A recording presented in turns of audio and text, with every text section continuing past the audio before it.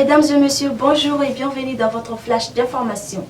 Nous commençons avec l'affaire des 49 militaires ivoiriens. Dans les coulisses de la médiation de Fort Ezozima Nyanzimbe, la médiation togolaise diligentée par le chef de l'État Fort Ezozima Nyanzimbe et animée par son ministre des Affaires étrangères Robert Doucet a débuté le 29 juillet. Aucun accord n'a pu être trouvé pour la libération des 49 militaires ivoiriens interpellés à Bamako le 10 juillet. A rappelé que la Côte d'Ivoire fêtera bientôt son indépendance le 7 août. Toujours dans l'affaire des 49 militaires ivoiriens, les autorités aéroportières maliennes ont soumis la compagnie aérienne SAS d'expulser toutes les forces étrangères de l'enceinte de l'aéroport international Modibo Keïta Bamako-Sénou dans un délai de 72 heures à compter de ce mardi 2 août 2022. À présent, nous continuons avec l'affaire Paramonta.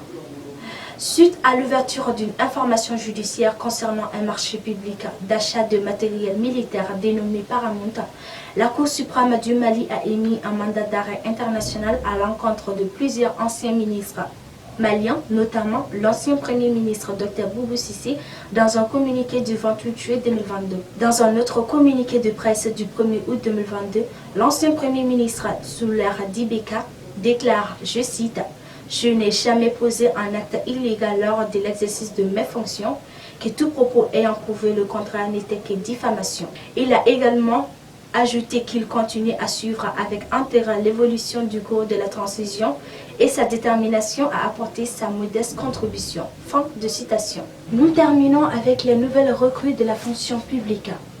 Le ministre de la Jeunesse et des Sports chargé de la construction citoyenne et de l'instruction civique a présidé ce mardi 2 août 2022 à l'ex-SNJ de Bamako la cérémonie de mise en route des recrues de la fonction publique pour le service national des jeunes SNJ.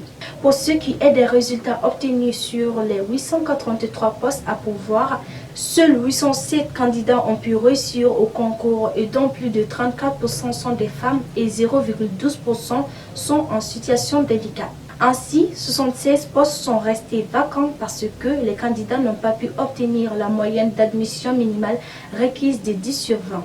Nous souhaitons bon séjour à Bafo au recrues 2022. Ainsi prend fin ce flash d'information. Merci de l'avoir suivi. On se donne rendez-vous à la prochaine.